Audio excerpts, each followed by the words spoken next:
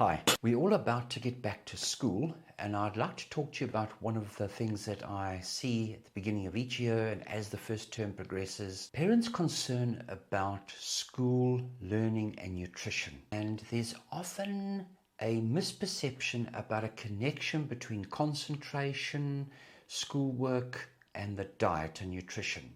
Now, I'd like to discuss with you some of the things that I've seen over my 20 years as a paediatrician dealing and specialising in the area of education and children with ADHD. I must say that I've never in 20 years seen a child that had learning problems or ADHD that could be completely treated by altering the diet completely. Don't get me wrong, I think there are some things about the diet that are important, but it's not the fundamental problem. And often parents spend a lot of money, huge amounts of money, buying lots of supplements, often advised to get lots of supplements. The media, there's a lot of pressure, there's a lot of kind of suggestion that by buying different dietary supplements, changing the food, it solves all the problems with education. So what I'd like to just kind of reiterate is that ADHD is a medical neurochemical problem. It is not something that you can just alter the diet and solve. It may have a role, there might be kind of, if we took the problem as that large, diet might have a role, yes, small, but very, very small. The National Institute for Health and Care and Excellence in the whole of the European Union, and it goes by the name of the NICE guidelines. And what they kind of state is that dietary advice for parents and children, and to stress the value of a balanced diet. And good nutrition and regular exercise is the key to any success at school, together with obviously the whole school experience. We don't advise elimination diets, exclusion diets. I see parents often, they are told to exclude dairy, wheat, all the kind of aspects about the diet, thinking that this is going to play a role. And sugar is one of the things that everybody blames. And I'd like to draw the analogy between sugar and the influence on children. Yes, I mean, we do see children going to parties, the so-called party pack, and those sugar spikes, behaviour, hyperactivity, irritability, with the sugar spikes going up and down. And that happens for a couple of hours. But it's not the cause of the child's problem with school. It doesn't carry through. The fact that they had a party pack at the weekend is not the impact and cause of their learning difficulties or concentration or ADD problems for the rest of the week or the rest of the year. And the same kind of principle, it's called an idiosyncratic reaction to a particular kind of product or drug, or in this case, sugar. So there's some children, it'll cause hyperactivity. Some children, it makes them actually quite drowsy. If you think about using Calpol, it kind of is used by some parents to help a child sleep. And the same kind of reaction happens to alcohol on adults. If you go to a cocktail party, there are those that kind of are raucous, loud, disinhibited, making a lot more noise than everybody else.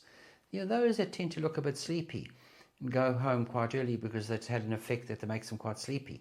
And those, most of us who have a little bit, it kind of has a moderate effect and it doesn't really impact you. And it's the same thing about sugar. So the other thing to think about as well is, flavor kind of ingredients in drinks, kind of preservatives in chips, flings, knickknacks, kind of in Fanta, all the kind of type of things that you would think and are given advice that all these preservatives are the cause of the problems. And I must say, some children are affected by it. But to implement strict elimination diets, high fat content, high supplementation of dietary fatty acids can be actually quite dangerous. Sort of almost kind of a Banting type approach to treat children's behaviour problems by overloading them with lots of fats. This is certainly not a good idea. And any kind of ketogenic sort of approach to anything should really kind of be done under the guidance of a dietitian.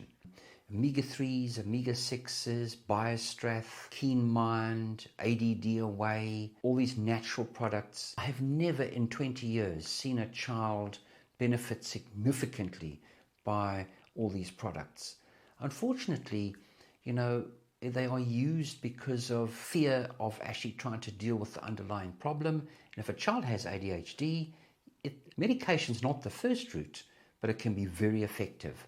And often it is almost like a paranoia about medication that leads parents to use these products for years and delay a child's intervention and treatment. So a couple of things that I see is the sugar, and often the omega-3s, omega-6s, fish oils. Some people believe they've got to have an iron test. A child who's school-going age doesn't suffer from iron deficiency. It would be an incredibly rare problem, and that would be vegan diet, vegetarian diet, or a chronic medical illness. And lacking zinc and magnesium is certainly not possible. You know, cutting back chemicals in intake in junk food, I think that's reasonable. And you'll have to just observe your child. Some children definitely do react to these things, but the vast majority of children don't. And also lots of herbal supplements. A lot of these products are not scheduled. They're brought in as food substance and can actually be quite dangerous. Going back about 6 years, I encountered a child who was put on some supplements from a health shop and in fact suffered from lead overdose and needed kind of months of chelation therapy, because this was brought in illegally and brought in as a food supplement and sold as a natural product. Kind of rather rely on products that have been tried and tested and have a package insert. So the sensible approach to nutrition in children, and also children with learning problems and ADHD, is to, have a child eat sensibly, emphasize fruits, vegetables, whole grains, unsaturated fats, and good source of protein. Protein seems to be an amazing source for neurotransmitters. Ultimately, neurotransmitters are made of proteins. And, the carbohydrates, sugars have got a really bad rap and blame for a lot of different problems. But remember, children are growing and they need all the food groups, including sugars. So I hope this has given you an overview of some of the concerns that we as doctors have about diet and learning and school. Basically, the bottom line is just a very sensible approach.